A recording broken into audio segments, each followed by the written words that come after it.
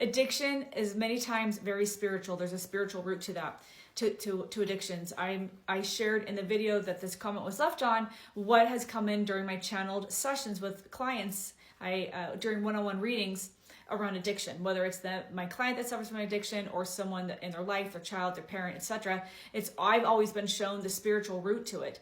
I'm not a doctor, so I'm just sharing what I've channeled around this. I'll definitely do your own research and get support if you're suffering from addiction. But this person dropped a comment that said, "We also are not accepted by peers, a very lonely existence." And I see that a lot.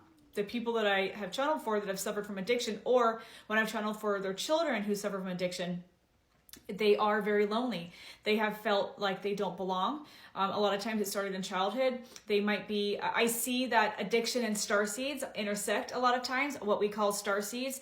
So these are souls that might have taken on hard contracts in this life, what we would consider hard contracts. They might have incarnated into a family that was maybe abusive, or in a space where they didn't feel seen or heard. They might be more advanced souls, and they aren't understood by their family or their friends growing up. This is very, very, very, very common.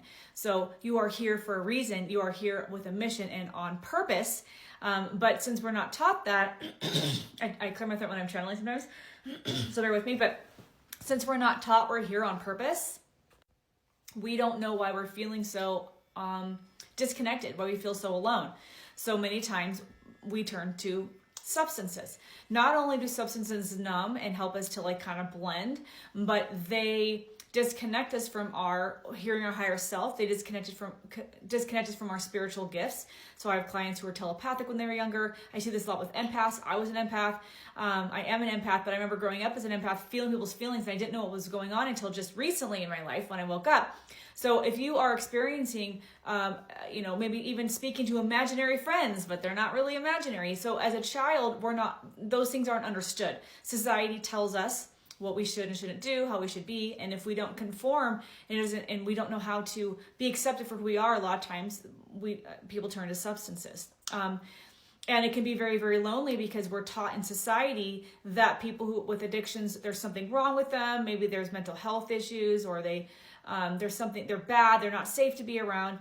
And while, some people with addictions might be, harmful people, I'm not speaking to those people. I'm speaking to the people who are gifted, who are starseeds, who are here for something bigger, and they want to blend and they want to fit in, but they don't feel like they should, or don't feel like they can.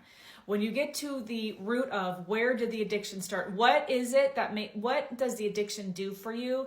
How does it help you operate in life? When did you start the addiction? When did you start the substance? And what was the purpose back in the beginning? And I'll bet you could trace it back to your childhood and identify things that were challenging. So when you become addicted to a substance, because our human bodies, we start a substance, somebody starts taking a substance in order to numb out, blend, they don't know how to heal trauma, or they want to disconnect from gifts they don't even realize are operating. When we start dabbling with substances, our human bodies can become addicted, and society, the powers that work top of the globe know that. So we don't treat people with addictions the way they should be treated. Like I'm being reminded right now by these groups of beings that I channel soul contracts, the reasons for your experiences. Why are you here? What are you supposed to be doing? A lot of times karmic things come in, or past lives come in to explain your experiences. It's so beautiful, but they're reminding me that other societies, like non-Western societies, tribes, things like that,